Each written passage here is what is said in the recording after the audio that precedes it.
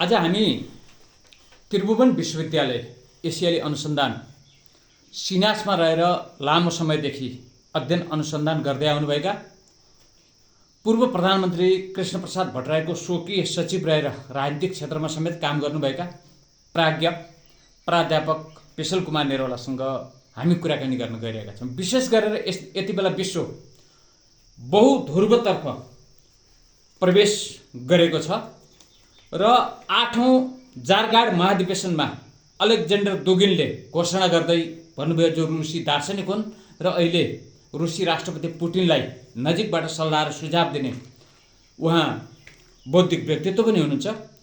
उहाँले 8औं जारगाड महाधिवेशनमा के घोषणा गर्नुभयो भने, हामी वर्तमानमा यस्तो समाजमा बाँचिरहेका छौँ जहाँ विचारधारा परिवर्तन हुँदैछ। त्यो पश्चिमा उदारवादबाट रुसीतर्फ यो प्रक्रिया रोकिँदैन। यो सत्ताको कुनै सङ्कुचित निर्णय होइन, समयको तर्क हो, इतिहासद्वारा निर्धारित अन्तिम चेतावनी हो। यसरी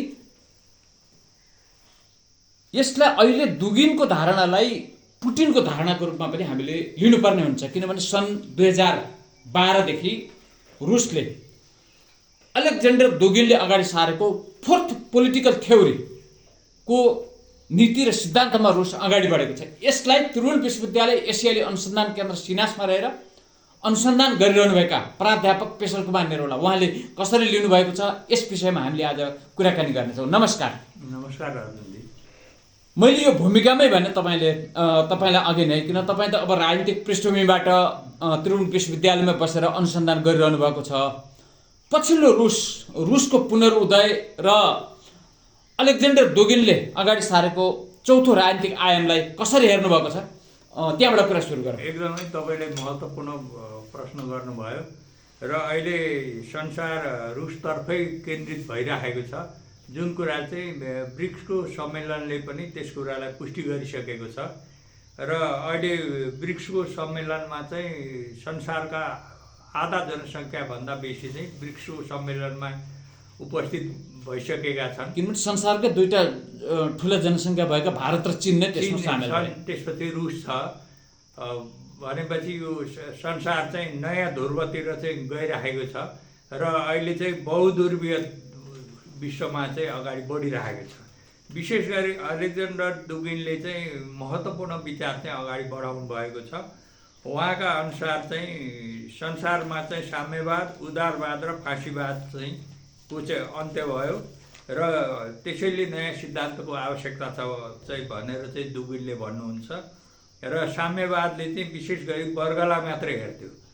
त्यसले चाहिँ तपाईँको सभ्यता, संस्कृति, धर्म, परम्परा, मूल्य मान्यता केहीलाई पनि हेर्दैन थियो, सिर्फ वर्गलाई हेर्थ्यो। र यो चाहिँ सर्वहारा वर्गको शासन चाहिँ तपाईँको स्थापित हुनुपर्छ भन्ने मान्यता थियो।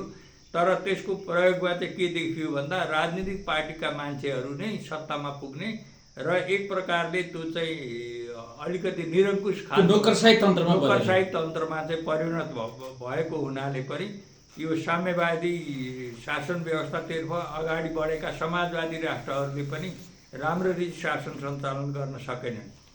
त्यस्तै उदारवादको पनि उहाँ कटु आलोचक हो। उहाँको तपाईँको यो द फोर्थ पोलिटिकल थ्योरी नि उदारवादको खिलाफमा चाहिँ तपाईँको चाहिँ अगाडि आएको चाहिँ सिद्धान्त हो। र उदारवादले चाहिँ सिर्फ व्यक्तिलाई मात्रै महत्त्व दिन्छ र व्यक्तिलाई के गर्छ भने बजार र उपभोक्ताको एउटा चाहिँ सीमित दायरामा सीमित गर्छ र व्यक्तिलाई राज्य र समाजबाट पनि अलग ल्याउँछ। त्यसैले व्यक्ति चाहिँ निरीह हुन्छ र त्यो कुरा चाहिँ अमेरिकामा पनि देखिएको छ। व्यक्ति निरीह भएको कारणले 3 करोडभन्दा बेसी मान्छे चाहिँ घरबारविहीन चाहिँ अमेरिकामा नि छन्। त्यस्तै फाँसीवादले चाहिँ नस्ललाई प्राथमिकता दिन्छ र राष्ट्रलाई प्राथमिकता दिन्छ। नस्ल र राष्ट्रबाहेक फाँसीवादले अरू जस्तो अहिलेको इजरायल र यहुदीहरूको चाहिँ हामीले उदाहरणका रूपमा दिन सक्छौँ। किनभने इजरायलमा पनि फाँसीवाद छ। यहुदीलाई बाहेक यहुदीको चाहिँ जातिलाई बाहेक अरूलाई उनीहरूले प्राथमिकता दिएका छैनन्।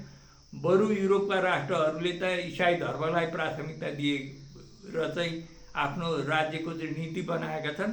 तर यहुदीहरूले खुलमखुला नै आफूलाई यहुदी राष्ट्रको रूपमा चाहिँ चिनाएका छन्। त्यसैले त्यो पनि यहुदी पनि एउटा फाँसीवादको एउटा अर्को नमुना हो जुन मुसोलिनीको समयमा इटालीमा थियो। त्यसैले यी तीनटा थ्योरीहरू चाहिँ को चाहिँ पतन भइसकेको छ भन्ने चाहिँ उहाँले उद्घोष गर्नुभएको छ। साम्यवादको, समाजवादको, उदारवाद र फाँसीवादको यो पतन भइसकेको छ। त्यसैले यो फोर्थ पोलिटिकल सिस्टम चाहिँ आवश्यक छ भन्ने चाहिँ उहाँले चाहिँ राख्नु भएको छ। जस्तो उदारवादको सन्दर्भमा त उहाँले 8औं जारगाड महाधिवेशनमा के भन्नुभयो भने उदारवाद पूर्ण रूपमा समाप्त भइसकेको छ, यद्यपि अझै यो प्रभावमै छ। जस्तो कि भन्दा यसको मूल सुकिसकेको छ। अब जस्तो हाम्रो नेपालको सन्दर्भमा हेर्दा मूल सुकिसकेको छ, तर त्यसको बगेको अलिअलि चिस्यान मात्रै छ भनेर चाहिँ उहाँले घोषणा गर्नुभएको थियो। यसलाई कसरी हेर्नु? होइन, यो नेपालमा पनि किनभने 36 वर्ष भइसक्यो तपाईँको चाहिँ उदारवादी व्यवस्था चाहिँ यहाँ चाहिँ लागू भएको, जसले चाहिँ नेपालमा के भयो भन्दाखेरि राजा महेन्द्रले स्थापित गरेका उद्योग धन्दाहरू कौडीको मूल्यमा बेचेर चाहिँ भारतीयहरूलाई बेचेर चाहिँ यहाँका उद्योग धन्दाहरू समाप्त भए। कृषिको पनि तपाईँको चाहिँ अहिले दयनीय अवस्था छ। कृषि प्रधान देश भएर पनि कृषिको दयनीय अवस्था छ र नेपाल केवल तपाईँको चाहिँ बाह्य उपभोक्ताको रूपमा चाहिँ यहाँका मानिसहरू छन् भने रिमिटेन्सबाट बल्ल बल्ल यो राष्ट्र चलिरहेको छ। त्यसैले नेपालका कम्युनिस्ट र काङ्ग्रेसहरू असफल भइसकेका छन्। यो असफल हुनुको कारण के हो भन्दाखेरि यी दुवै तपाईँको शासन पद्धतिका चाहिँ जरो चाहिँ नेपालमा थिएन। स्वयं बिपी कोइराला र पुष्पलालले पनि नेपालको एकीकरणको जगमाथि प्रहार गर्दै पृथ्वीनारायण शाहको एकीकरणलाई विस्तारवाद भन्ने र बिपी कोइरालाले चाहिँ यहाँसम्म भन्नुभएको छ कि सुगौली सन्धिपछि नेपाल राष्ट्र बन्यो र त्यस राष्ट्र बन्ने प्रक्रियामा अगाडि बढेको छ भन्ने खालको चाहिँ तर्क गर्नुभएको छ भने र पुष्पलालले तपाईँको चाहिँ जिसस क्राइस्टलाई एउटा प्रगतिशील र भन्ने उहाँको त्यो पुष्पलालको छानिएका रचना भाग 1 मा छ। त्यो भाग 1 मा यो कुरा उल्लेख गरेबाट नै यिनीहरूको जरो चाहिँ मूल रूपमा यो नेपालमा छैन र तपाईँको 2/3 भूमि गुमेको नेपालको अवस्थालाई बिपी कोइरालाले चाहिँ राष्ट्रियताको चाहिँ सुरुवात मान्नु चाहिँ यो चाहिँ पश्चिमा तपाईँको साम्राज्यवादी इतिहासकारहरूले जुन कुरा तपाईँको उल्लेख गरेका छन् त्यही कुरालाई अगाडि बढाएको हुनाले पनि वास्तवमा नेपाल चाहिँ अहिले यो उदारवादबाट सकिएको छ। तर यसलाई तपाईँको धक्का दिने शक्तिको अहिले उदय नभएको कारणले मात्र यिनीहरू चाहिँ अहिलेसम्म बाँचिराखेका छन्। अब यिनीहरूको लाई विस्थापित गर्ने शक्तिलाई चाहिँ हामीले अगाडि बढाउनुपर्छ भन्ने चाहिँ मलाई लाग्छ। तपाईँले भनेअनुसार यो बनारसलाई केन्द्र बनाएर जो बिपी र पुष्पलाललाई आइकन बनाएर जुन विचारधाराको प्रचार प्रसार गरियो, जुन विचारधारा नेपालमा भित्राइयो, त्यो कुनै प्रजातान्त्रिक या कम्युनिस्ट विचारधारा नभएर जस्तो अब मार्क्सको पनि एउटा जायनिस्टहरूसँगको लडाइँ त थियो नि। उहाँ पहिला अब यहुदी भए पनि उहाँ पछि प्रोटेस्टेन्ट हुनुभयो, त्यो पनि उहाँले त्याग्नुभयो। तर उहाँको के भन्दा जायनिस्टसँगको लडाइँ त हो। बिपी र पुष्पलालको विचारधारा भनेको इजरायली जायनिस्ट यहुदीहरूको जस्तै हो। यो भन्दा पनि विशेष गरी युरोपियन विचारधारा चाहिँ दुवै पार्टीले चाहिँ अगालेको पाइन्छ। यिनीहरूका झन्डा हेर्नुहोस्, यिनीहरूका सिद्धान्त हेर्नुहोस्, घोषणापत्र हेर्नुहोस्, नेपालसँग कुनै पनि मेल खाँदैन। र तपाईँको चाहिँ कार्ल मार्क्सले त कमसेकम पुँजीवादको त विरोध गर्नुभएको थियो। तपाईँको यिनीहरूले त पुँजीवादलाई नै अगालेका हुनाले तपाईँको पुष्पलालहरूले तपाईँको बिपी कोइरालाले पुँजीवादलाई नै अगालेको हुनाले यिनीहरू पुँजीवादका पनि विरोधी होइनन्, पुँजीवादका समर्थन हुन्। र उदारवादलाई नै यी दुवै नेताहरूले तपाईँको चाहिँ आफ्नो आदर्श मानेको हुनाले यिनीहरूका अब नेपाली काङ्ग्रेसको झन्डै तपाईँको चाहिँ अमेरिकन राष्ट्रपति फ्रेडरिक रुजवेल्टको चाहिँ फोर्स फ्रिडमबाट चाहिँ प्रभावित भएको थियो। र तपाईँको यो भएको हुनाले यिनीहरू चाहिँ कुनै पनि सिद्धान्त चाहिँ नेपालसँग मेल खाँदैन र हाम्रो तपाईँको धर्म, संस्कृति, परम्परा, रीतिथिति सम्पूर्ण कुराहरूलाई चाहिँ यिनीहरूले त्यागेका छन्। स्वयं बिपी कोइरालाका बुवाले नै आफ्नो काजक्रिया गर्नु पर्दैन भने सम्मको चाहिँ उनीहरूले नीति चाहिँ अवलम्बन गरेको कारणले धर्म संस्कृतितिर पनि यिनीहरूको कुनै चासो छैन। र स्वयं बिपी कोइरालाले 16 सालको तपाईँ निर्वाचनको क्रममा चाहिँ पशुपतिलाई चाहिँ म्युजियममा राख्नुपर्छ भन्ने सम्मको चाहिँ उहाँको चाहिँ विचार आएको हुनाले यो चाहिँ नेपाल सुहाउँदो, नेपालको मौलिकता सुहाउँदो, हाम्रो देशभक्तिपूर्ण जुन राष्ट्रियता छ, धर्म संस्कृति छ, यो संस्कृतिको विरुद्धमा उहाँका साहित्यहरू चाहिँ लेखिएका छन्। जस्तो सुम्निमा भन्ने साहित्यमा चाहिँ किराँतहरूका आराध्य देवी सुम्निमालाई चाहिँ तपाईँको चाहिँ एउटा चाहिँ यौन पात्रको रूपमा चाहिँ चित्रित गरेर चाहिँ उपन्यास लेखिएको छ भने मोदी ऐनमा चाहिँ कृष्णलाई चाहिँ हिटलरसँग तुलना गरेर लेखिएको छ। यस्तो विचार र पद्धतिले नेपालको भलो गर्दैन, नेपालको कल्याण गर्दैन। त्यसैले यी विचारहरूको परित्याग गरेर चाहिँ अगाडि बढ्नुपर्छ भन्ने चाहिँ तपाईँको चाहिँ मलाई लाग्छ। र विशेष गरी यो चाहिँ अलेक्जेन्डर दुगिन के भन्नुहुन्छ भने विश्वव्यापीकरण भनेको रसियाहरूले बनाएको होइन र यो विश्वव्यापीकरण चाहिँ त्यहाँ रसियनहरूको शासन पनि छैन।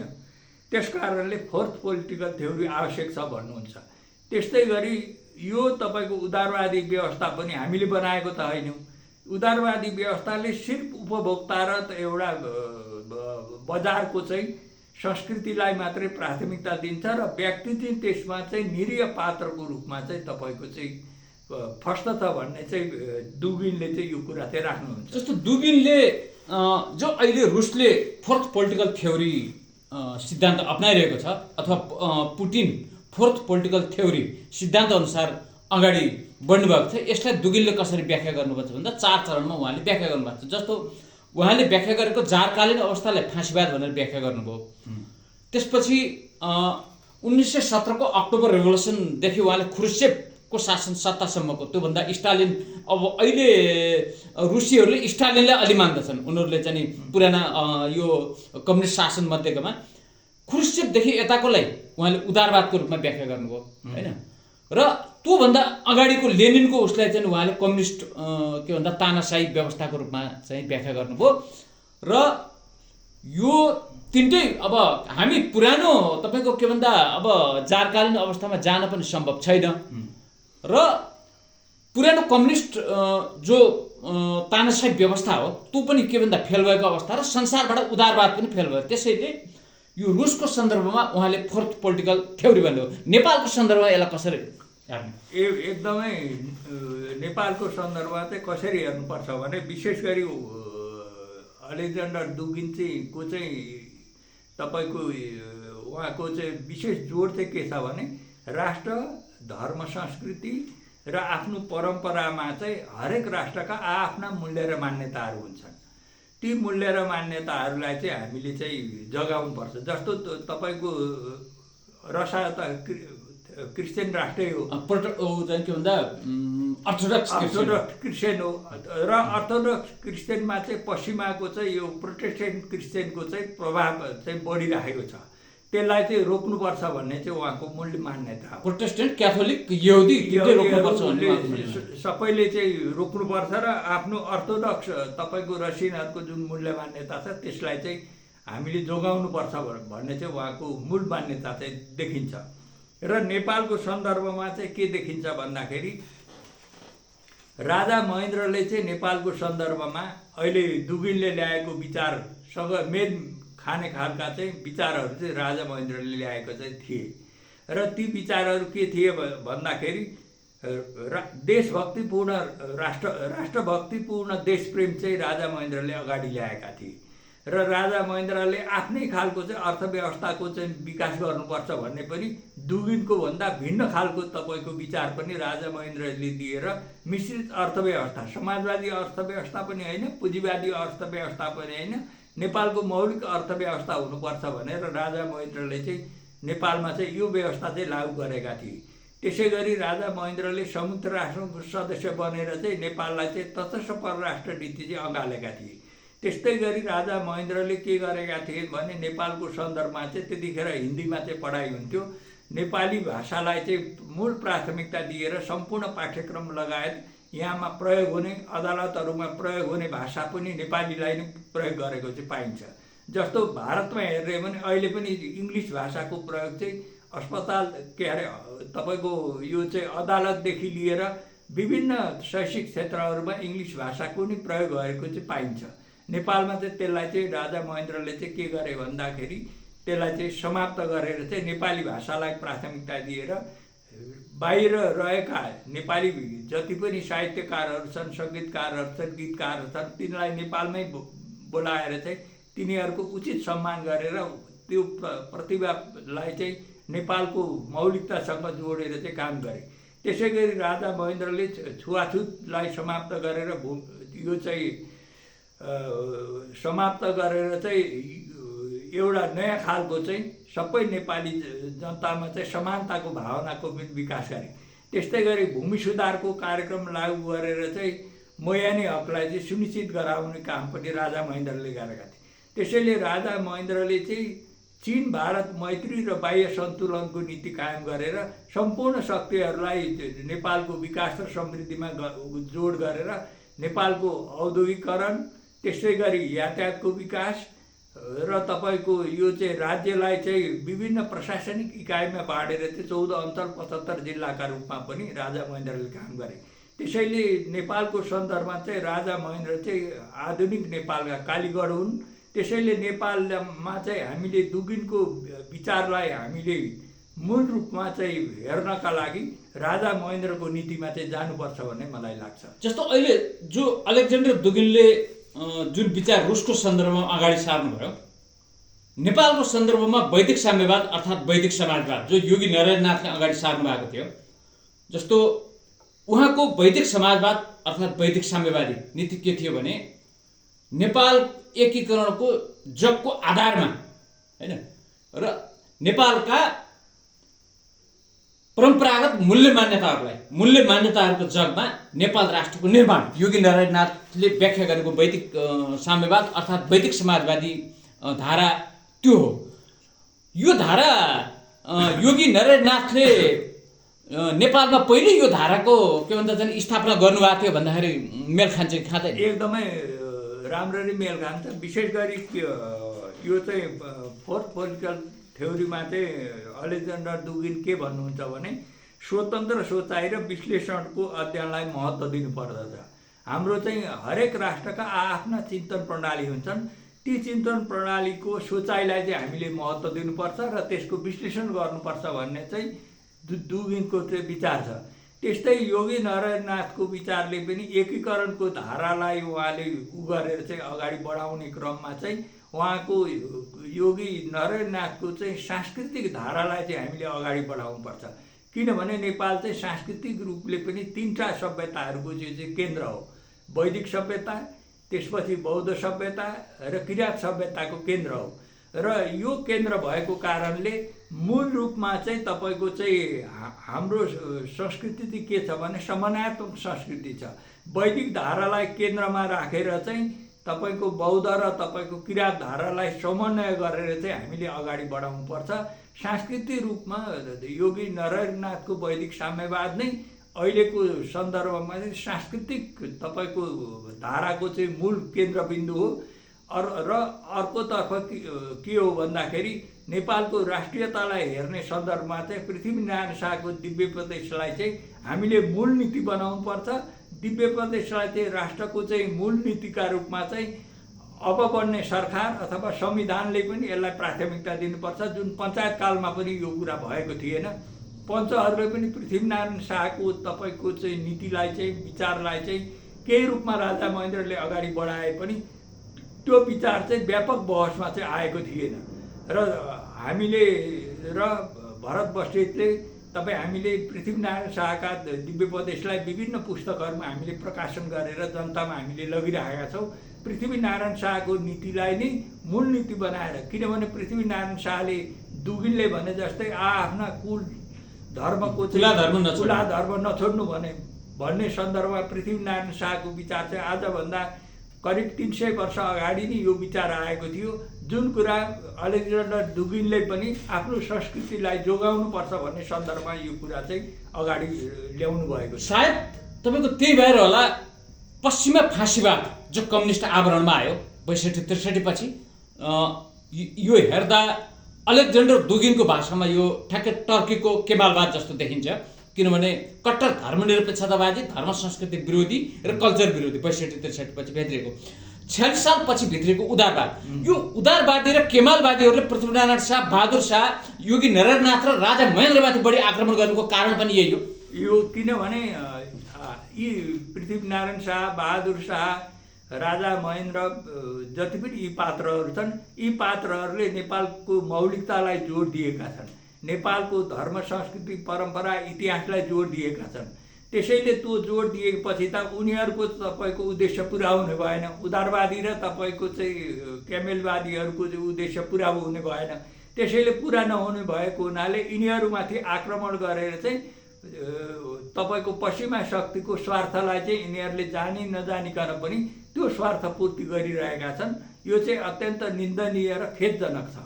त्यसैले यसबाट चाहिँ मुक्त हुनका लागि हामीले चाहिँ आफ्नो मौलिकतामा फर्कनुपर्छ, आफ्नो मौलिक राष्ट्रलाई चाहिँ अगाडि बढाउनुपर्छ, आफ्ना सिद्धान्तहरूलाई चाहिँ अगाडि बढाउनुपर्छ। यसमा चाहिँ राज्यले पनि अनुसन्धान गर्नुपर्छ। जस्तो वेदहरूको अध्ययन चाहिँ तपाईँको विश्वविद्यालय, त्यसपछि शिक्षण संस्थाहरूमा गराउनुपर्छ। त्यस्तै बौद्धहरूको त्रिपिटकको पनि अध्ययन अनुसन्धान हुनुपर्छ। त्यसै गरी किराँतहरूको मुन्धुमको पनि अध्ययन अनुसन्धान गरेर चाहिँ हाम्रो सभ्यता कस्तो थियो, हाम्रो संस्कृति कस्तो थियो। अहिले संस्कृति भनेको त पूजापाठमा सीमित छ। संस्कृति भनेको त मान्छेको जीवन पद्धति हो। त्यसमा तपाईँको कला, साहित्य, हरेक कुराहरू चाहिँ आउँछन्। त्यसैले यो कुरालाई चाहिँ पश्चिमा शक्तिहरूले चाहिँ यो कुरालाई नामै नगरिकन चाहिँ उनीहरूको चलखेल चाहिँ नेपालमा हुन नसक्ने हुनाले चाहिँ यो कुरा चाहिँ उनीहरूले ल्याएका हुन्। र विशेष गरी काङ्ग्रेस र एमाले चाहिँ यो तपाईँको समस्याका चाहिँ मूल बाधक हुन् र यिनीहरूको चाहिँ हामीले चाहिँ भण्डाफोर गर्नुपर्छ र यिनीहरूका कमी कमजोरीलाई हामीले जनतामा लगेर चाहिँ हाम्रो आफ्नो मौलिकता के हो त्यो कुरामा चाहिँ अगाडि बढाउनुपर्छ भन्ने लाग्छ। जस्तो तपाईँले अब यो खालको विचारधारा नेपाल एकीकरणको प्रारम्भमै सुरु भएको थियो, किनभने जस्तो पृथ्वीनारायण शाहको दिव्योपदेशमा आफ्ना कुला धर्म नछोड्नु भन्ने छ। त्यसकारण केमालवादी र पश्चिमा उदारवादीहरूले पृथ्वीनारायण शाहमाथि पहिलो आक्रमण गरे, उनीहरूले दोस्रो आक्रमण योगी नारायणनाथ र बहादुर शाहमाथि गरे र उनीहरूले तेस्रो आक्रमण महेन्द्रमाथि गरे। यसरी छन् फेरि राजा पनि भन्ने, पृथ्वीनारायण शाहलाई मान्छौँ पनि भन्ने, तर उदारवादको एजेन्डा चाहिँ अगाडि सारेर आएका राप्रपादेखि, राष्ट्रिय शक्ति पार्टीदेखि लिएर अहिलेका राजावादीहरूलाई तपाईँले कसरी हेर्नु भएको छ? किनभने तपाईँ त पृथ्वीनारायण शाह राष्ट्रिय एकता अभियानमा पनि पछिल्लो चरणमा नेपालका राष्ट्र निर्माता पृथ्वीनारायण शाहको विचारलाई ग्रासरुटमा लैजाने चाहिँ तपाईँ हो, प्रमुख पात्र तपाईँ हो, सहायक पात्रहरू त्यसमा जस्तो हाम्रो खगेन्द्र सिटौलाजी हुनुहुन्छ, उहाँ दाइहरू हुनु, तपाईँहरू दुईजना पात्र महत्त्वपूर्ण पात्र हो। यसलाई कसरी हेर्नु भएको छ? यो के छ भन्दाखेरि तपाईँको उदारवादको व्याख्या त तपाईँको अब उहाँ अत्यन्त राष्ट्रवादी मान्छे हो, तर भए पनि राजेश्वर देवकोटाले उदारवादको विचारको पुस्तिका नै लेख्नु भएको। अनि उहाँले उदारवादको पुस्तिका लेख्नुभयो। डाक्टर प्रकाश चन्द्र लोन त उदारवाद अर्थतन्त्रमा उदारवादमै उहाँले विद्यावारिधि गर्नुभयो र उदारवाद भित्र्याउने नै डाक्टर प्रकाश चन्द्र लोहानी। त्यसैले यो राप्रपा भनेको र दरबारको सेरोफेरोमा घेरिएको मान्छेहरू भनेका पनि पश्चिमा शक्तिहरूकै तपाईँको चाहिँ यिनीहरू अनुयायी हुन् र यिनीहरूको चाहिँ मौलिक विचारधारा केही पनि छैन। हेर्नुहोस्, त्यो मौलिक विचारधारा केही पनि नभएको हुनाले उनीहरूले महेन्द्रको नामै लिँदैन, बरु बिपी कोइरालाको नाम लिन्छ। होइन, राष्ट्रिय प्रजातन्त्र पार्टी या अहिलेका तपाईँको राजावादी भन्नेहरूले महेन्द्रको नाम लिँदैन, उनीहरूले बिपी कोइरालाको नाम लिन्छ। यो किन होला? जबकि बिपी कोइरालाले त सोगोली सन्धिपछि मात्रै नेपाल बनेको भनेका छन्, तर एकीकरणलाई नै इन्कार गरेका छन्। इन्कार गरेका छन्। गोर्खा साम्राज्यको विस्तार भनेका छन् र त्यस्तो व्यक्तिलाई चाहिँ उनीहरू बोक्छन्। तर राजा महेन्द्रले गरेका महत्त्वपूर्ण कामहरूको बारेमा उनीहरू कुनै पनि चर्चा परिचर्चै गर्दैनन्। महेन्द्रको नाम लिनै उनीहरू अछुत जस्ता, महेन्द्रलाई अछुत जस्ता चाहिँ मान्छन्। त्यसैले यिनीहरू पनि क्रिप्टो तपाईँको चाहिँ यो चाहिँ राप्रपा राष्ट्रिय प्रजातन्त्र पार्टी पनि क्रिप्टो नै हुन्। यिनीहरू पनि इसाईकै मतियार हुन्। काङ्ग्रेस र एमाले मात्रै होइनन्, यिनीहरू पनि इसाईकै मतियार भएको कारणले यिनीहरूले पनि उदारवादलाई नै अगाडि बढाउँछन्, पुँजीवादी व्यवस्थालाई नै अगाडि बढाउँछन् र हाम्रो तपाईँको मौलिकता जुन पृथ्वीनारायण शाहले जुन गर्नुभएको थियो, बाहिरका नमुना ल्याएर चाहिँ आफ्नै देशमा उत्पादन गरेर चाहिँ आफ्नो अर्थव्यवस्थालाई बलियो बनाउनुपर्छ र खेती भएको ठाउँमा चाहिँ खेती बनाउनुपर्छ, घरहरू भए पनि त्यो ठाउँमा हटाएर चाहिँ खेती बनाउनु र कृषिलाई चाहिँ प्राथमिकता दिनुपर्छ भन्ने खालका महत्त्वपूर्ण नेपाललाई अगाडि बढाउने महत्त्वपूर्ण आर्थिक र राजनैतिक एजेन्डाहरू छन्। यी एजेन्डाहरूलाई उनीहरूले बोक्दैनन्। केवल पृथ्वीनारायण शाहको जन्म जयन्तीका दिनमा चाहिँ पृथ्वीनारायण शाहको झारा टार्ने काम गरेका छन्। पृथ्वीनारायण शाहको दिव्योपदेशको पनि उनीहरूले राम्रो अध्ययन गरेर चाहिँ पृथ्वीनारायण शाहको दिव्योपदेशमा भएका यहाँको कला संस्कृति उत्पादन विदेश नीति, यो चाहिँ दुई ढुङ्गाको तरुल रहेछ भन्ने विदेश नीति, चीन र भारतलाई चाहिँ एउटा मैत्रीपूर्ण अवस्थामा राख्नुपर्छ भन्ने जुन पृथ्वीनारायण शाहको विदेश नीति हो, त्यही विदेश नीतिको आधार नै पञ्चशील सिद्धान्त हो। त्यो सिद्धान्तमा पनि उनीहरूले चाहिँ कुनै पनि चर्चा परिचर्चा गरेको सुनिँदैन र यिनीहरू पनि अन्ततगता पश्चिमा साम्राज्यवासी शक्तिका नै मतियार देखिएका छन्। यिनीहरूको अहिलेको काङ्ग्रेस र कम्युनिस्टभन्दा कुनै फरक सिद्धान्त छैन। तर उनीहरूले त काङ्ग्रेस र कम्युनिस्टहरूले देश बिगारे, 12 मध्य सम्झौताले किन्तु वैदेशिक शक्तिलाई चाहिँ भित्रायो र हामी त एउटा यो देशका राष्ट्रवादी शक्ति हौँ, धर्म संस्कृतिको के भन्छ संरक्षण गर्ने शक्ति हौँ भनेर उनीहरू चाहिँ आइरहेका छन् नि। जनतामा त उनीहरूले चाहिँ यो कुरा भनिरहेका छन्। यसलाई कसरी हेर्नु? यो उनीहरूले बाहिर जनतालाई ढाँट्न, काङ्ग्रेस र कम्युनिस्टभन्दा हामी फरक छौँ भनेर ढाँट्नका लागि प्रयोग गरिएको हो। किनभने 12 बुँदेबाट आएको सङ्घीयता, गणतन्त्र, धर्मनिरपेक्षतामा उनीहरूले राजनीति गरिरहेका छन्। उनीहरू मन्त्री पनि बनेका छन् र त्यसैमा शपथ ग्रहण गरेका छन् र सम्पूर्ण रूपले चाहिँ यो चाहिँ उनीहरूले चाहिँ बाहिर जनतालाई ढाँटेर चाहिँ हामी काङ्ग्रेस र कम्युनिस्टभन्दा फरक हौँ, मधेसवादीभन्दा फरक हुन् भन्ने देखाउन मात्रै खोजेका हुन्। उनीहरूको काङ्ग्रेस र कम्युनिस्टभन्दा कुनै तात्विक तपाईँको चाहिँ अन्तर छैन, भिन्नता छैन। किनभने उनीहरू यसैमा रमाइरहेका छन् र जनताको जुन भावना छ, राज संस्था र तपाईँको हिन्दू राष्ट्रको जुन भावना छ, त्यो भावनामाथि खेलबाड गरिरहेका छन्। उनीहरूको नयाँ सिद्धान्त कुनै पनि छैन हजुरजी। अब तपाईँले त अब यो दुगिनको फोर्थ पोलिटिकल थ्योरीलाई गहिरो गरी अध्ययन गर्नुभएको छ होइन? जस्तो अब यहाँ अहिले के देखिन्छ भन्दा 1989 भन्दा अगाडि रुसले एउटा समाजवादी राष्ट्रहरूको मात्रै नेतृत्व गरेको थियो, वास्तवमा कम्युनिस्ट राष्ट्रहरूको नेतृत्व गरेको थियो। त्यसमा एउटा चीन अलग असंलग्न राष्ट्रको रूपमा थियो। उसका केही अन्तर्विरोधहरू भए पनि लगभग उसले समाजवादी राष्ट्रहरूको नेतृत्व गरेको थियो। अब अहिले रुसीहरूको धारणा के छ भन्दा हामी 1989 भन्दा अझ फराकिलो रूपमा गएका छौँ भन्ने छ। जस्तो मध्यपूर्वमा अहिलेका मुस्लिम राष्ट्रहरू मध्येको सिया मुस्लिम राष्ट्रहरू, जस्तो मुस्लिमहरूमा पनि धेरै छन्, त्यसमध्ये सिया मुस्लिम राष्ट्र जसको नेतृत्व इरानले गरेको छ त्यो रुसी ध्रुवमा छ। त्यस्तै जस्तो सिरिया जहाँ बसर अल असदको सत्ता छ त्यो रुसी ध्रुवमा छ। र अहिले मध्यपूर्वमा इजरायल र अमेरिकी साम्राज्यवादसँग सिया मुस्लिमहरू लडिरहेका छन् र करिब करिब जनमत एन्टी अमेरिकन भएको हुनाले सुन्नी मुस्लिमहरू पनि अब त्यहाँ चाहिँ केन्द्रित हुँदैछन् भन्ने कुरा साउदी अरबका राजाको अहिलेको पछिल्लो कदमले केही सङ्केतहरू चाहिँ तपाईँको देखिएका छन्।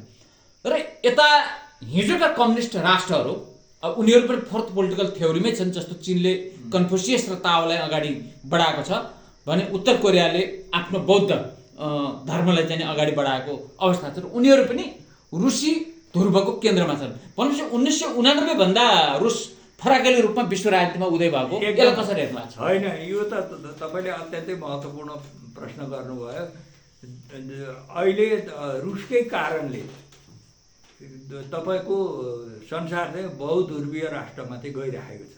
यदि रुस हुँदैनथ्यो भने सैनिक रूपले जुन रुसको शक्ति छ, सैन्य सङ्गठन छ, त्यो हुँदैनथ्यो भने चीन पनि त्यो रुससँग हुँदैन थियो, भारत पनि रुससँग हुँदैन थियो, त्यस्तै इरान पनि रुससँग हुँदैन र साउदी अरबका विभिन्न राष्ट्रहरू पनि रुससँग हुँदैन थियो।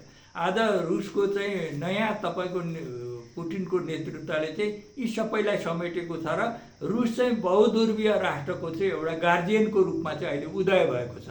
र यो उदयले चाहिँ संसारमा चाहिँ अमेरिकन साम्राज्यवादको चाहिँ पतनलाई चाहिँ यो चाहिँ निश्चित तुल्याएको छ। र युरोपका राष्ट्रहरूले पनि अमेरिकासँग आफ्नो मत भिन्नता जाहेर गरेका छन् र युरोपका चुनावहरूमा पनि राष्ट्रवादी शक्तिहरू आइराखेका छन् र अहिले उदारवादमाथि चाहिँ प्रहार भइरहेको छ युरोपियन राष्ट्रहरू। जस्तो तपाईँको चाहिँ बेलायतमा त कन्जर्भेटिभ पार्टी नै छ। यहाँ त कन्जर्भेटिभ भनेपछि त हाम्रो त नराम्रो दृष्टिकोण, यहाँ त प्रतिगामी भने त्यसलाई चाहिँ प्रतिगामी भने, तर कन्जर्भेटिभ त बेलायतमा पार्टी नै छ, क्रिस्चियन पार्टी छ। बेलायतमै छ अहिले। अमेरिकामा डोनाल्ड ट्रम्पको पनि कन्जर्भेटिभ पार्टी जस्तै हो त्यो, कन्जर्भेटिभ पार्टी जस्तै हो। जर्मनीमा क्रिस्चियन डेमोक्रेटिक पार्टी छ र युरोपमा पनि तपाईँको चाहिँ अहिले के छ आएको छ भन्दाखेरि हामीले अमेरिकाको मात्रै तपाईँको संरक्षणमा रहने, अमेरिकाको नीतिमा मात्रै रह्यौँ भने हाम्रो चाहिँ अर्थव्यवस्था धराशायी हुन्छ भनेर अहिले तपाईँको क्यानाडाले त आप्रवासीहरूलाई तपाईँको चाहिँ फिर्ता पठाउने नीति नै ल्याएको छ। त्यसैले यी संसारमा आएका जति पनि परिवर्तनहरू छन् यी परिवर्तनहरूलाई सहयोग पुग्ने काम चाहिँ अहिले रुसी ध्रुवबाट चाहिँ भइरहेको छ र फेरि अमेरिका र हिजो तपाईँको 90को दशकभन्दा अगाडिको अमेरिकन र रुसी ध्रुव जुन थियो त्यो ध्रुवमा चाहिँ हिजो रुस चाहिँ तपाईँको समाजवादीहरूको मात्रै ध्रुवमा सीमित थियो भने अहिले संसारकै तपाईँको राष्ट्रहरूमा चाहिँ रुसको प्रभाव चाहिँ बढिराखेको छ र यसले चाहिँ संसारमा चाहिँ शक्ति सन्तुलन ल्याउने छ र संसार चाहिँ फेरि चाहिँ स्वतन्त्र राष्ट्रहरू, किनभने रुसको दुगिनको विचारै के छ भने हरेक राष्ट्रको आफ्नै संस्कृति हुन्छ, हरेक राष्ट्रका आफ्ना मूल्य मान्यताहरू हुन्छन्, आफ्ना राष्ट्रका आवश्यकता र इच्छाहरू हुन्छन्। त्यसलाई चाहिँ हरेक राष्ट्रले आफ्नै ढङ्गले चिन्तन मनन गर्नुपर्छ, आफ्नै ढङ्गले ती चिन्तन मनन र विश्लेषणलाई चाहिँ अगाडि बढाउनुपर्छ र संसारमा चाहिँ बहुध्रुवीय राष्ट्रको रूपमा चाहिँ अगाडि बढाउनुपर्छ भन्ने अलेक्जेन्डर दुगिनको धारणालाई चाहिँ रुसका महामहिम पुटिनले चाहिँ यो कुरा अगाडि बढाउनु भएको छ। रुस चाहिँ 1990को दशकभन्दा पनि अहिले चाहिँ शक्तिशाली भएको छ भन्ने चाहिँ मलाई लाग्छ। यति बेला रुसले समाजवादी राष्ट्रको नेतृत्व पनि गर्दैन, किनभने अब हिजोको जस्तो उसले कम्युनिस्ट ध्रुवको नेतृत्व पनि गरेको छैन र रुसले अब उदारवादको त उसले अन्त्य भएको घोषणा गरेको छ हैन अमेरिकामै। किनभने त्यहाँ अहिले ट्रम्प पनि अब अमेरिकाका उदारवादीहरूका विरुद्ध स्वयं ट्रम्प नै के भन्दा उत्रिएका छन्। सायद रुसीहरूको ट्रम्पप्रति अलि नरम भावना भएको पनि हुनसक्छ, जस्तो दुगिनहरूको पनि ट्रम्पप्रति अलि नरम भावना भएको लेखाइबाट चाहिँ देखिन्छ। यसरी हेर्दा रुसले विश्वव्यापी रूपमा उदारवाद र हिजोको कम्युनिस्ट पनि होइन, उसले राष्ट्रवादको नयाँ ध्रुवीकरणको नेतृत्व गरेको भन्दा कसो होला? एकदमै यो अहिले रुसमा चाहिँ के देखिन्छ भन्दाखेरि उनीहरूले चाहिँ दुगिनको चाहिँ विशेष के छ भन्दाखेरि राष्ट्र, धर्म, संस्कृति र परम्परालाई चाहिँ विशेष जोड दिएका छन् उनले र त्यही अनुसारको आफ्नो राष्ट्रिय स्रोत साधन अनुसारको चाहिँ अर्थव्यवस्थाको चाहिँ विकास हुनुपर्छ भनेर जोडिएका छन्। त्यसैले रुसमा चाहिँ अहिले तपाईँको पुटिनको अभ्युदयपछि चाहिँ तब र यो चाहिँ अलेक्जेन्डर दुगिन जस्ता चाहिँ विद्वानहरूको चाहिँ तपाईँको सहयोगले चाहिँ रुस चाहिँ नयाँ राष्ट्रको रूपमा चाहिँ उदय भएको छ र संसारलाई एउटा चाहिँ आशाको किरण, रुसले हामीलाई संरक्षण गर्छ, रुसले हामीलाई जोगाउँछ र आफ्नो परम्परा हामीले मान्न पाउँछौँ भन्ने चाहिँ धारणाले गर्दा इरान जस्तो कट्टर मुस्लिम राष्ट्र पनि रुसको धुरीमा उभिनुको कारण चाहिँ मूल रूपमा हो र रुसले इरान मात्रै छैन, मध्यपूर्वका सबै सिया राष्ट्रहरू रुसको ध्रुवमा उभिएर पनि के देखाउँछ भन्दा रुसको विश्वसनीयता चाहिँ हिजो सोभियत सङ्घ भन्दा पनि अहिले चाहिँ बढेर गएको छ र यसले चाहिँ संसारमा चाहिँ नयाँ राज्य व्यवस्थाको चाहिँ सिर्जना हुनेछ र संसारका सबै राष्ट्रहरूले आफूलाई चाहिँ स्वतन्त्र अस्तित्वको रूपमा चाहिँ अगाडि आउनेछन्। अफ्रिकन राष्ट्रहरू पनि रुसतर्फ चाहिँ आकर्षित भइरहेको चाहिँ सन्दर्भ छ अर्जुनजी। अफ्रिकन राष्ट्रहरूले पनि रुसलाई चाहिँ एउटा केन्द्र मानेर अगाडि बढाएका छन् र अफ्रिकन राष्ट्रमा अहिले पश्चिमा उदारवादको खिलाफमा चाहिँ विभिन्न देशहरूमा आन्दोलन भइरहेका छन् र अमेरिकनहरू र युरोपियनहरू अहिले चिन्तित छन् र यो चाहिँ अफ्रिकामा पनि आफ्नो राष्ट्रियताको जागरण चाहिँ भइरहेको छ। त्यसैले यसले पनि के देखाउँछ भने संसार चाहिँ नयाँ विश्वमा चाहिँ अगाडि बढिरहेको छ, यसलाई चाहिँ रुसले चाहिँ नेतृत्व गरिरहेको छ भन्ने मलाई लाग्छ। कर्णेल गद्दाफीबाट, तथापि उहाँलाई अमेरिकनहरूले हत्या गरे, कर्णेल गद्दाफीबाट सुरु भएको अमेरिकी साम्राज्यवाद विरोधी लहर अहिले अफ्रिकी मुलुकहरूमा बढेको एकदम बढिरहेको छ र अफ्रिकन मुलुकमा चाहिँ अहिले चिनको लगानीको चाहिँ ठुलो मात्रामा चाहिँ अफ्रिकन मुलुकहरूमा चिनले लगानी गरिरहेको छ। त्यहाँको कृषि, यातायात, शिक्षा क्षेत्रमा चिनको ठुलो लगानी बढिरहेको छ। त्यो लगानीबाट अफ्रिकन मुलुकहरू चाहिँ धेरै तपाईँको चाहिँ लाभान्वित भइरहेका छन्। त्यस कारणले पनि अहिले अफ्रिकन मुलुकहरूको जागरण र जागृतिमा चाहिँ रुस र चिनको चाहिँ ठुलो सहयोग छ भन्ने चाहिँ मलाई लाग्छ। र त्यो भएको कारणले चाहिँ अहिले संसारमा चाहिँ नयाँ खालको चाहिँ परिस्थिति सिर्जना भएको छ र अब उदारवादको छिटै अन्त्य हुने चाहिँ तपाईँको घोषणा चाहिँ गरिएको छ र उदारवाद करिब अन्त्य भएको छ। त्यसको केही तपाईँको उहरू मात्रै, त्यसका दुष्परिणामहरू केही बाँकी छन्। र अमेरिका पनि तपाईँको चाहिँ यो ठुलो आन्तरिक उसमा चाहिँ युद्धमा फस्न सक्ने सम्भावना पनि छ। किनभने अहिलेको चुनावमा पनि डेमोक्रेटिक र रिपब्लिकन पार्टीका उम्मेदवारहरूले जुन चाहिँ बहस छ त्यो चाहिँ निम्न खालको चाहिँ बहस छ र त्यो बहसले चाहिँ अमेरिका जनताहरूमा चाहिँ एउटा निराशा र कुण्ठाको भावना भइरहेको छ। र अमेरिका त्यस्तो राष्ट्र हो जहाँ बन्दुकको संस्कृतिले हजारौँ मानिसहरूको चाहिँ वर्षमा चाहिँ मृत्यु हुन्छ र सबैभन्दा बेसी चाहिँ तपाईँको चाहिँ यो चाहिँ घरबारविहीन 3 करोडभन्दा बेसी मान्छे चाहिँ घरबारविहीन अहिले पनि अमेरिकामा छन्। त्यसैले अमेरिकाको जुन तपाईँको ग्लोरिफाइड गरिन्छ, अमेरिकाको जुन महिमा मण्डित गरिन्छ, त्यो बाहिरी आवरण हो। भित्री रूपमा अमेरिका खोक्रो छ र सबैभन्दा बेसी ऋण पनि अमेरिकै राष्ट्रमा चाहिँ रहेको छ। त्यो भएको कारणले पनि अब विश्व चाहिँ नयाँ ध्रुवमा अगाडि बढ्नेछ र त्यो ध्रुवको नेतृत्व रुस, चिन, भारत लगायतले गर्नेछन्। यसले गर्दाखेरि संसारमा चाहिँ एउटा चाहिँ नयाँ खालको शान्तिको सन्देश आउनेछ र समृद्धिको सन्देश आउनेछ भन्ने चाहिँ मलाई लाग्छ। जस्तो भर्खर भएको ब्रिक्स सम्मेलनमा टर्कीले ब्रिक्सको लागि सदस्यता आवेदन गर्यो, तर अब एउटा समस्या त्यहाँ के रहेछ भने पाकिस्तानले टर्कीबाट हतियार लिँदो रहेछ। भारतले त्यसमा आपत्ति जनाएपछि पुटिनले भारतलाई के विश्वसनीयता दिलायो भने चीन भारत बीचको अन्तर्विरोध र पाकिस्तान भारत बीचको अन्तर्विरोध र मुस्लिम विश्व र भारत बीचको अन्तर्विरोधको मध्यस्थता रुसले गर्छ र तपाईहरुलाई त्यसमा विश्वास दिलाइसकेपछि हामी चाहिँ अगाडि बढ्नेछौँ भनेर पुटिनले चाहिँ नि यो विश्वास दिलाएको अवस्था छ। र करिब अब अहिले के देखिन्छ भने भारतको सन्दर्भमा भारतको 85% कच्चा तेल अहिले इरान र रुससँग परिनिर्भर छ। त्यो तपाईको के भन्दा पश्चिमा फन्डिङ लेखकै भए पनि अब यो शशि थरूरले नै लेखेका छन् 58% हतियार उसको रुससँग परिनिर्भर छ भने 80% टेक्नोलोजी रुससँग छ अहिले भारतको। यो अवस्थामा भारत, चीन र रुस एक ठाउँमा आउँदाको अवस्थामा दक्षिण एसियाको राजनीति कसरी जाला? दक्षिण एसियाको राजनीति तपाईको रुस, चीन, भारत एक ठाउँमा आउँदाखेरि चाहिँ दक्षिण एसियाका साना राष्ट्रहरूले चाहिँ यी राष्ट्रहरूसँग चाहिँ समन्वय गर्नुपर्छ र नेपाल, बङ्गलादेश, पाकिस्तानले पनि ब्रिक्समा चाहिँ आबद्ध हुनुपर्छ। त्यसले मात्रै यी राष्ट्रहरूको अस्तित्व चाहिँ तपाईँको जोगिनेछ।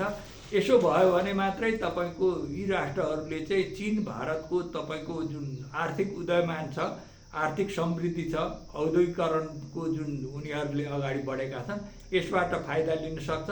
नत्र भने यी राष्ट्रहरूले चाहिँ आफ्नो अस्तित्व जोगाउन चाहिँ अप्ठ्यारो पर्ने चाहिँ मलाई लाग्छ। त्यसैले जस्तो 17 सालको कदममा पनि तपाईँको राजा महेन्द्रले रुस, चीन, भारतको सहयोग लिएर चाहिँ नेपालको औद्योगिकरण, नेपालको यातायातको विकास, नेपालको चाहिँ विविध तपाईँको चाहिँ संस्कृतिलाई जोगाउन चाहिँ यी राष्ट्रहरूको शक्ति सन्तुलन कायम गरेर अमेरिकालाई पनि आफ्नो एउटा स्पेस दिएर चाहिँ यी राष्ट्रहरूको सहयोग लिएर जति पनि त्यतिखेर उद्योगहरू स्थापना भएका छन् रुस र चीनले नै स्थापित गरेका उद्योगहरू थिए।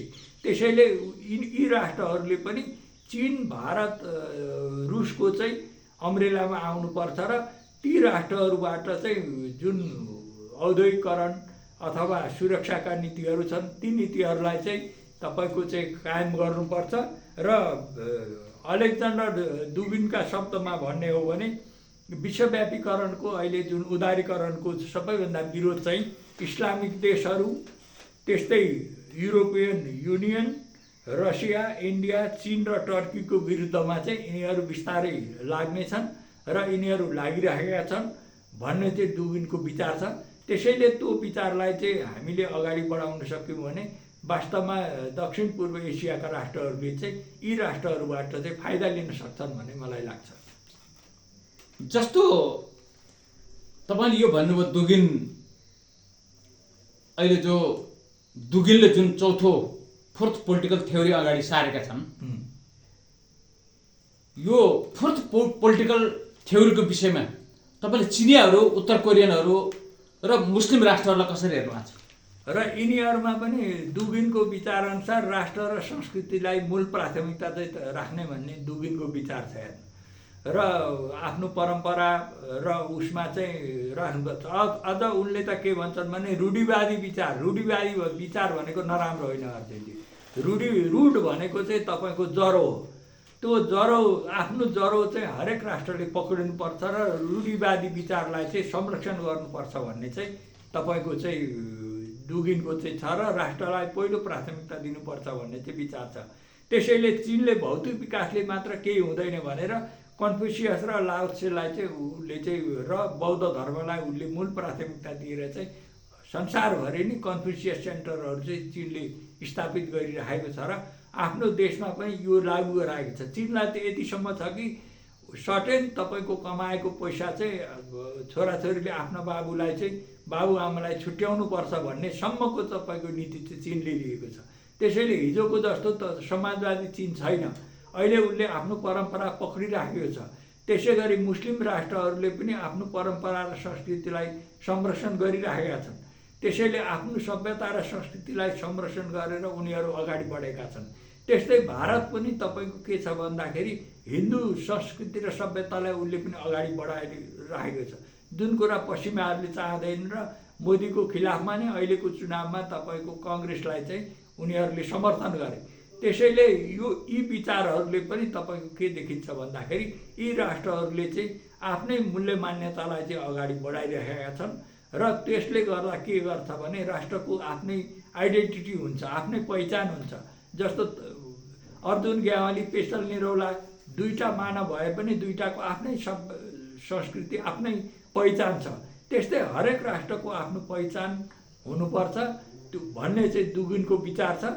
त्यो विचारलाई चाहिँ यिनीहरूले अहिले अनुसरण गरेका छन् र चीनले त्यही कारणले चीनले चाहिँ आफ्ना मौलिक मूल्य मान्यतालाई अगाडि बढाइरहेको छ भने र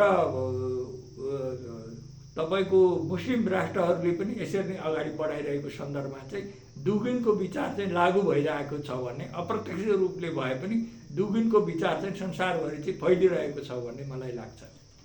जस्तो दुगिनको विचार एक थरी पश्चिमाहरूले नै फन्डिङ गरेका छन् नि, जस्तो पहिचानको नाममा, जस्तो जातिको नाममा, यो नाममा पनि के भन्दा पश्चिमाहरूले साम्प्रदायिक भड्कावको उद्देश्यले अब धेरै लगानी लगाएका छन्। जस्तो भारत पाकिस्तानमा हिन्दू मुस्लिम कन्ट्राडिक्सनको लागि, जस्तो भारतको राष्ट्रिय स्वयंसेवक सङ्घमा नै भनौँ होइन, जस्तो पाकिस्तानीहरूमा नै भनौँ, जस्तो नेपालका विभिन्न यो अहिले पहिचान भनेर जति आउने जो जनजाति महासङ्घ छ, यो तपाईँको चाहिँ यहाँ अब let's share, Dalit development committee होइन, तपाईँको गरे मधेस फाउन्डेसन, जस्तो यहाँ नेपालमै भनौँ उनीहरूले यो जातिवादी उसमा लगानी लगाएका छन्। यसको एड्रेस दुगिनको विचारले कहाँनिर गर्न सक्छ? एकदमै दुगिन के भन्छन् भने अमेरिकाले चाहिँ अरू संस्कृतिमा आसेर चाहिँ उदारवादी संस्कृति फैलाउँछ भन्ने चाहिँ दुगिनको विचार छ। र अमेरिकाको विशेष तपाईँको चासो चाहिँ के छ भने प्रजातन्त्र र संसद हो भन्ने चाहिँ दुगिनको विचार छ। तर यो प्रजातन्त्र र संसद भनेर जहाँ जहाँ अमेरिकाले थुपारेको छ त्यहाँ अराजकता, भ्रष्टाचार र भ्रमको खेती बाहेक केही पनि छैन। त्यसैले यो संसारभरि असफल भइसकेको छ। त्यो त नेपालको सन्दर्भमा पनि यो ठ्याक्कै दुगिनको विचार चाहिँ लागू भएको छ। र अमेरिकन यस्तो अवस्थामा चाहिँ जहाँ चाहिँ प्रजातन्त्र, संसद अथवा मानवाधिकारका कुराहरू चाहिँ अमेरिकनहरूले चाहिँ संसारमा लादेका छन्, त्यो लादेको अवस्थामा के छ भन्दाखेरि ती राष्ट्रहरू चाहिँ अमेरिकन नीतिको शिकार भएका छन् भन्ने चाहिँ दुगिलको विचार छ। त्यसैले यो चाहिँ अहिले चाहिँ इजिप्ट र ट्युनिसियामा प्रजातन्त्र ल्याएर चाहिँ भ्रष्टाचार र अराजकतालाई महत्त्व दियो भन्ने चाहिँ दुगिलले व्यक्त गर्नुहुन्छ, विचार चाहिँ व्यक्त गर्नुहुन्छ। नेपालको सन्दर्भमा पनि यो लागू हुन्छ, किनभने यहाँ संसद र तपाईँको यो चाहिँ प्रजातन्त्र मानवाधिकार भनेको चाहिँ विशेष गरी भ्रष्टाचार अराजकता र तपाईँको चाहिँ यो भ्रमको खेती मात्रै भयो। यो त राष्ट्रघातको पनि पर्याय भएको छ। त्यसैले दुगिलको विचार चाहिँ यो महत्त्वपूर्ण छ। र तर के छ भन्दाखेरि अहिले संसारलाई सबैभन्दा दुगिल के भन्नुहुन्छ भने अहिले संसारको अमेरिका अर्थतन्त्रलाई सबैभन्दा ठुलो चुनौती चाहिँ चीनले दिएको छ। र 2008मा चाहिँ अमेरिकामा आर्थिक सङ्कट थियो र युरोपियन युनियन र जापानले अमेरिकाका साथी भए पनि उनीहरूका प्रतिस्पर्धी हुन्। त्यसैले पटक पटक चाहिँ युरोपियन र जापानिजहरूलाई पनि अमेरिकनहरूले दबाब दिएर आफ्नो नीति लागू गराउन खोजिराखेका छन्। त्यसैले ती राष्ट्रहरू पनि अमेरिकासँग त्यति सन्तुष्ट छैनन् भन्ने चाहिँ दुगिलको विचार छ। र त्यस्तै अहिले अमेरिकालाई चुनौती दिने चाहिँ रसिया, इरान र भेनेजुएला भएको छ, किनभने यी राष्ट्रमा थुप्रै प्राकृतिक स्रोत साधनहरू छन् जुन स्रोत साधनले अमेरिकाको अर्थतन्त्रलाई चाहिँ चुनौती दिन्छ भन्ने चाहिँ दुगिल भन्नुहुन्छ। त्यस्तै अमेरिकाको प्रभुत्व जनाउन खोज्दा संसारभरि जाति र धर्मको नाममा युद्ध भइरहेको छ। संसारमा जति पनि युद्ध छ, किनभने अमेरिकाको तपाईँको व्यापारै सबैभन्दा ठुलो तपाईँको धनराशि नै उसको के भन्दाखेरि हतियारको चाहिँ उसले बारुदको व्यापार गर्छ।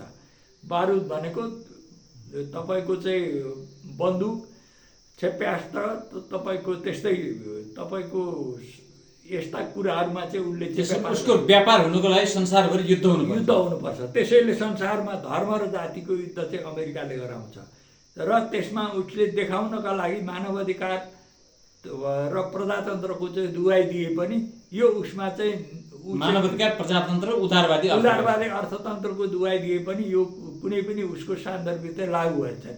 उसको स्वार्थ पुरा भयो भने अरब देशका निरङ्कुश शासनलाई पनि उसले समर्थन गर्छ। त्यसैले अमेरिकाको तपाईँको अरबमा प्रजातन्त्र मानवाधिकार भनेको पेट्रोलियम पदार्थ मात्रै हो। त्यसैले उसले इराकमाथि आक्रमण गरेर चाहिँ यो चाहिँ हतियारहरू आणविक हतियार छ भन्ने जुन उसको अवधारणा थियो त्यो पुरै फेल भएको छ। त्यसैले उसले भियतनाममाथि आक्रमण, त्यस्तै गरी अफगानिस्तानमा सिरियामाथिको आक्रमण, यी आक्रमण पनि देखाउने हुन् र उसले आफ्नो प्रभुत्व र विश्व बजार कायम गरेर चाहिँ आफ्नो समृद्धिलाई इजरायललाई अगाडि सारेर मध्यपूर्वमा चाहिँ उसले रोक्ने प्रयास गरेको छ। त्यसैले मध्यपूर्वका मुस्लिम राष्ट्रहरू पनि अमेरिकासँग भित्री रूपले खुसी छैनन्। त्यसैले अमेरिकाको यो रणनीति अहिले संसारमा असफल भएको छ। सबै राष्ट्रहरू तपाईँको यो चाहिँ कुरामा चाहिँ छन्। पाकिस्तान जस्तो राष्ट्र पनि सतर्क भएर अमेरिकन खेमामा रहे पनि ऊ पनि सतर्क भएर आफ्नो अस्तित्व बचाउनका लागि अमेरिका खेमामा रहेर पनि चीनसँग पनि उसको सम्बन्ध सुधार हुन खोज्दाखेरि योभन्दा अगाडिको सत्ता नै अमेरिकनहरूले पल्टाइदिएर त्यहाँ चाहिँ नयाँ खालको चाहिँ सेना समर्थित राज्य सत्ता चाहिँ उनीहरूले अगाडि बढाए। त्यसैले के देखिन्छ भने अमेरिकनहरूको प्रभुत्वबाट बच्न चाहने देशमा चाहिँ इन्डिया र दक्षिण अमेरिकाका देशहरू हुन् भन्ने चाहिँ दुगिलको विचार छ। र इन्डिया र दक्षिण अफ्रिकाका देशहरू हुन्, दक्षिण अमेरिकाका देशहरू हुन् भनेर दुगिलले अगाडि सारेको विचार, यसबारेमा अलिक प्रश्न पार्दैन नि। एकदम के छ भन्दा चाहिँ अमेरिकनहरूको के छ भन्दाखेरि मुन्डो डक्ट्रिन अनुसार चाहिँ यो चाहिँ दक्षिण अमेरिकाका देशहरू चाहिँ अमेरिकाको नियन्त्रणमा हुनुपर्छ भन्ने चाहिँ उनीहरूको अवधारणा अनुसार त्यहाँ चाहिँ विभिन्न बेलामा चाहिँ उनीहरूले सत्ता चाहिँ पलट गर्ने, त्यहाँको राजनीतिक स्थितिमा हस्तक्षेप गर्ने र इन्डियालाई पनि पटक पटक चाहिँ धम्की दिने, तैँले रुसको चाहिँ तपाईँको चाहिँ प्रभावबाट चाहिँ बाहिर आउनुपर्छ, हामीसँग चाहिँ आणविक जुन सम्झौता भएको छ त्यो सम्झौता अनुसार कार्यान्वयन गर्ने हो भने रुसको चाहिँ उसबाट आउनुपर्छ भन्ने चाहिँ दबाब दिइरहेको छ। यो तपाईँको मोदीलाई त यहाँसम्म भनेका छन्, काला राष्ट्रपति थिए नि अमेरिकाको बाराक ओबामाले यतिसम्म भनेका छन्, हामी चाहिँ क्रिस्चियन राष्ट्र बनाउन चाहन्छौँ भनेर चाहिँ तपाईँको भारतीयहरूलाई दबाब दिएका छन्। जुन यो चाहिँ यो भारतको चाहिँ केही भाग र तपाईँको बङ्गलादेशको केही भाग र तपाईँको बर्माको केही भाग मिलाएर क्रिस्चियन राष्ट्र बनाउन चाहन्छन्। अप्रत्यक्ष रूपले अमेरिकनहरूले पनि भारतीयहरूलाई ठुलो दबाब दिइरहेको। त्यो बाराक ओबामाले त दबाब दिएका थिए, घोषित रूपमै मोदीलाई चाहिँ दबाब दिएका थिए। त्यसैले त्यो दबाब चाहिँ इन्डियनहरूलाई पनि छ र इन्डियनहरू चाहिँ अमेरिकनहरूको प्रभुत्वबाट बच्न पनि उनीहरू चाहन्छन् र इन्डिया चाहिँ यो कुरामा चाहिँ एकदम सतर्क छ। हामीले देखेको तपाईँको जति हामीले गाली गरे पनि इन्डियनहरू चाहिँ आफ्नो अस्तित्व बचाउन चाहिँ अमेरिकनको प्रभुत्वबाट चाहिँ मुक्त हुन चाहन्छन्।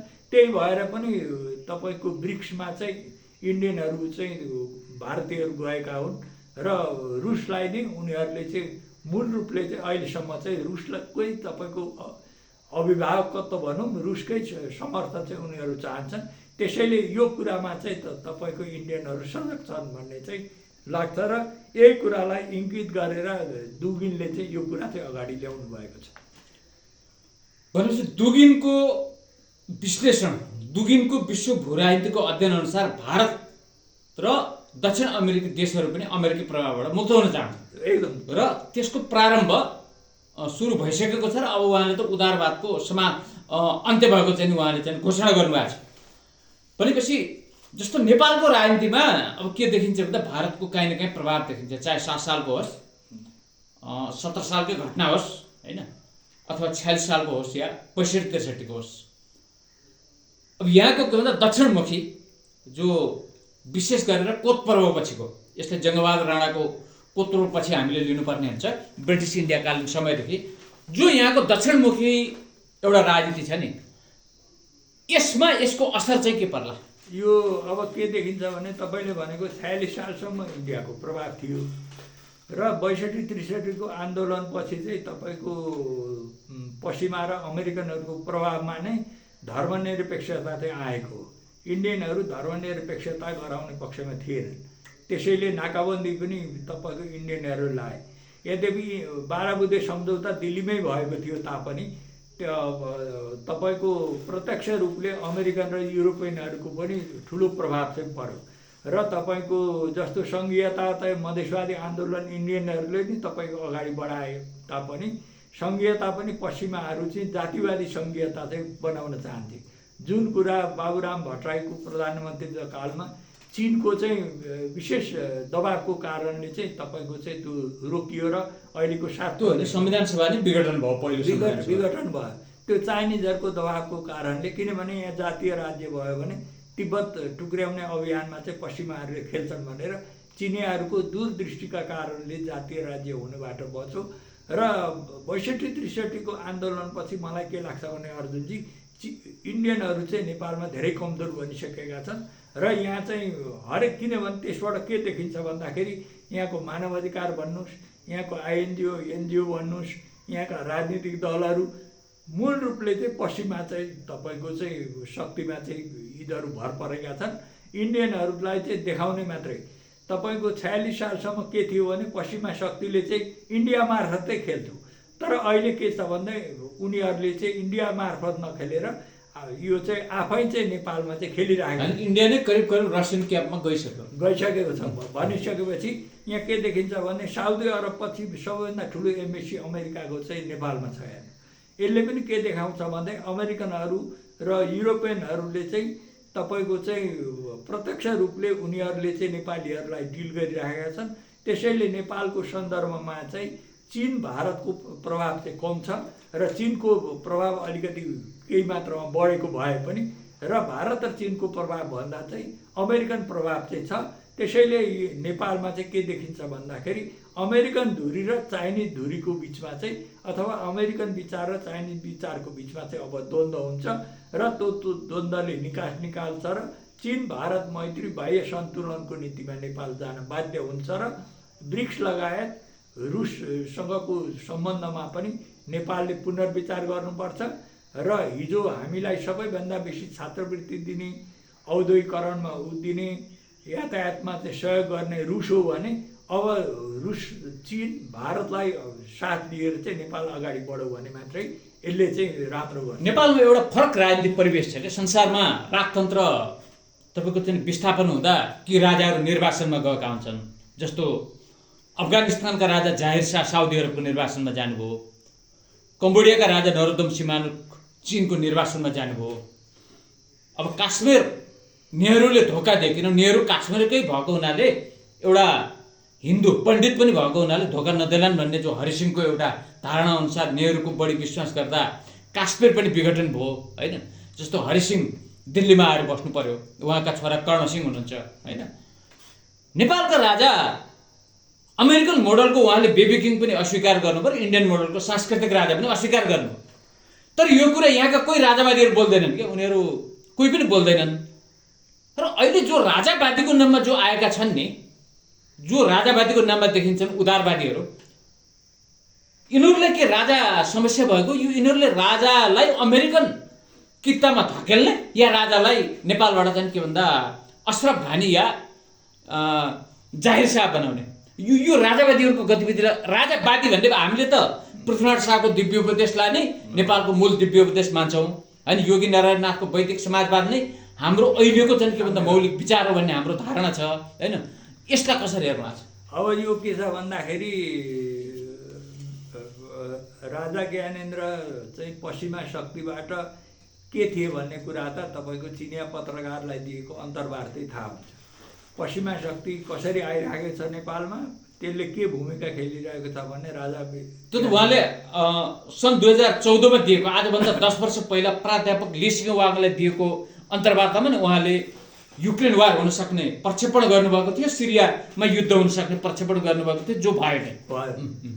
त्यसैले यहाँ के देखिन्छ भन्दाखेरि यिनीहरू चाहिँ राजा ज्ञानेन्द्रलाई चाहिँ राजा ज्ञानेन्द्रले बुझेर सेनाले तपाईँको छोडेका कारणले आफूले गद्दी त्याग गरेको बुझेर मेरो बोल दिने कोही भएन भन्ने त राजा ज्ञानेन्द्रले बहिर्गमन हुँदाखेरि पत्रकार सम्मेलनमा यो कुरा बोल्नु भएको छ भन्दाखेरि अब यिनीहरू के चाहन्छन् भने राजा ज्ञानेन्द्रलाई पश्चिमा कित्तामा लगेर तपाईँको चाहिँ लैजाने, पश्चिमा कित्तामा लगेर चाहिँ तपाईँको चाहिँ उनीहरूको इन्ट्रेस्टमा चाहिँ नेपालमा चाहिँ अस्तित्व मचाउने र नेपाललाई चाहिँ द्वन्द्वको भुमरीमा चाहिँ लैजाने र पश्चिमाहरूको चाहिँ र विशेष गरी अमेरिकनको सैन्य केन्द्र चाहिँ नेपालमा स्थापना गर्ने मूल लक्ष्यका साथ यिनीहरू गएका छन्। र यो चाहिँ यिनीहरूले चाहिँ राजा ज्ञानेन्द्रलाई नेपाल बसेर राजा ज्ञानेन्द्रको व्यक्तित्व अहिले बढिराखेको छ। यो बढिराखेको व्यक्तित्वबाट पश्चिमाहरू चाहिँ तपाईँको चाहिँ आत्तिएका छन् र आत्तिएका हुनाले यो राप्रपा लगायत राजावादीहरूलाई जति पनि यिनीहरूले प्रयोग गरेका छन्, यिनीहरू पनि नेपालमा चाहिँ राजा ज्ञानेन्द्रको अस्तित्व रहिराख्यो भने त कुनै कुनै बेला राज संस्था र तपाईँको हिन्दू राष्ट्र स्थापना हुन्छ परिस्थिति मिलेको खण्डमा भन्ने कारणले यिनीहरू यो दृष्टिकोणबाट चाहिँ यिनीहरू चाहिँ नेपालमा चाहिँ के चाहन्छन् भने राजा ज्ञानेन्द्रलाई दलाई लामा जस्तो बाहिर पठाएर जसरी दलाई लामालाई सिआइएले खेलिरहेको छ, बौद्धको आवरणमा क्रिस्चियन रणनीति अनुसार खेलिरहेको छ, त्यस्तै हिन्दूको आवरणमा चाहिँ क्रिस्चियन रणनीति खेलाउनका लागि चाहिँ यिनीहरू चाहन्छन्। त्यसैले राजा ज्ञानेन्द्रको तपाईँको चाहिँ बहिर्गमनका लागि यिनीहरूले चाहिँ राजालाई विवादमा ल्याउने र कन्फ्रन्टेसनमा लगेर चाहिँ तपाईँको नेपाल बाहिर चाहिँ राजा ज्ञानेन्द्रलाई लगाउने पक्षमा यिनीहरू छन्। तर राजा ज्ञानेन्द्रले यो कुरा भरपुर बुझेको हुनाले राजा ज्ञानेन्द्र यिनीहरूबाट सतर्क छन्। अब कुनै पनि मान्छे मेरो पक्षमा लाग्छु भनेर आयो भने राजा ज्ञानेन्द्रले गो फरवार्ड, तिमी अगाडिबाट भन्ने कुरा त एउटा मुखले भन्ने कुरा हो। तर यिनीहरूलाई सबैलाई राजा ज्ञानेन्द्रले चिनेको हुनाले यिनीहरूबाट चाहिँ राजा ज्ञानेन्द्र सुरक्षित रहन्छन् र नेपालमै रहेर मलाई लाग्छ नयाँ परिस्थितिमा चाहिँ दुबिनको विचारअनुसार पनि आफ्नो मौलिक संस्कृति, धर्म, संस्कार, परम्परा र राष्ट्रलाई प्राथमिकता दिने हो भने नेपालमा राज संस्था र हिन्दू धर्मको स्थापना हुनुपर्छ र यसले मात्रै नेपाल चाहिँ पुनः फेरि मौलिक संस्कृतिमा जानेछ र एकीकरणको जगलाई नै राजा ज्ञानेन्द्रले पनि अगाडि बढाउनुपर्छ र पृथ्वीनारायण शाहको दिव्योपदेशलाई मूल नीति मान्नुपर्छ। सबैले यसमा अगाडि बढ्यो भने नेपाल फेरि एउटा चाहिँ यो दक्षिण पूर्व एसियाको चाहिँ चीन भारतको चाहिँ एउटा सेतु राष्ट्रको रूपमा चाहिँ अगाडि बढ्नेछ। यसले चीन भारतलाई पनि सन्तुलन राख्नेछ र नेपाल विकासको मार्गमा फेरि अगाडि बढ्नेछ भन्ने मलाई लाग्छ। ल, तपाईँले यो कार्य व्यस्तताका बावजुद यो महत्त्वपूर्ण समय दिनुभयो, त्यसको लागि तपाईँलाई धन्यवाद। केही दुर्गुनको विषयमा अरू केही भन्नु छ भने तपाईँले त्यो आफ्नो अवधारणा राख्न सक्नुहुन्छ। र डुगिनले के भन्नुभएको छ भने हन्टिङटनको क्लास अफ सिभिलाइजेसन भन्ने अवधारणा दिए भनेर त्यसको उहाँले खण्डन गर्नुभएको छ। किनभने सभ्यताहरू चाहिँ द्वन्द्वमा गएपछि जुनले जित्छ त्यही सभ्यता चाहिँ स्थापित हुन्छ भन्ने कुरा चाहिँ यो चाहिँ हन्टिङटनले राखेका थिए, स्यामुएल पी हन्टिङटनले। त्यो कुरा चाहिँ डुगिनले खण्डन गर्दै के भन्नुहुन्छ भने सभ्यताहरू सहअस्तित्वमा पनि सँगै रहन सक्छन्, सहअस्तित्वले नै सभ्यताको चाहिँ संरक्षण हुन्छ र यो सभ्यताहरूको गठबन्धन पनि हुनसक्छ। केही द्वन्द्व भए पनि गठबन्धनले र सहअस्तित्वले नै सभ्यताहरूको संरक्षण हुन्छ भन्ने चाहिँ यो चाहिँ हन्टिङटनको विचारलाई पनि डुगिनले चाहिँ खण्डन गर्नुभएको छ। र उहाँले अर्को कुरा के भन्नुभएको छ भने युरोपियन युनियन जस्तै Islamic, Chinese, Eurasia, Latin America र अफ्रिकाहरू पनि युनियन बन्न सक्छन्। ती युनियनहरूले चाहिँ पश्चिमाको उदारवादलाई चुनौती दिन्छ, त्यसैले त्यो दिशामा चाहिँ अगाडि बढिरहेको छ। र युरोसियन सभ्यता भनेको रसियन, टर्की, ककेसियन, साइबेरियन र अरू मुस्लिम सभ्यताहरू हुन्। त्यसले इस्लामिक वर्ल्ड पनि त्यसको सभ्यताको केन्द्र हो। चिनिया, अफ्रिकाका सभ्यताहरू हुन् भनेर संसारका सभ्यताहरूको नि उहाँले विभिन्न ढङ्गले व्याख्या विश्लेषण गरेर र पश्चिमा सभ्यताको जुन चाहिँ क्लास अफ सिभिलाइजेसन छ हन्टिङटनको, यो विचारको खण्डन गर्नुभएको छ। र डुगिनको विचार चाहिँ हामीले विशेष गरेर यसको अझ अध्ययन र अनुसन्धान गरेर विभिन्न राष्ट्रहरूमा कसरी लागू गर्न सकिन्छ यसमा चिन्तन अगाडि बढ्यो भने संसारमा चाहिँ नयाँ खालको चाहिँ ध्रुवीकरण हुन्छ, नयाँ खालको विश्वको सिर्जना हुन्छ भन्ने लाग्छ मलाई। धन्यवाद। धन्यवाद हजुर।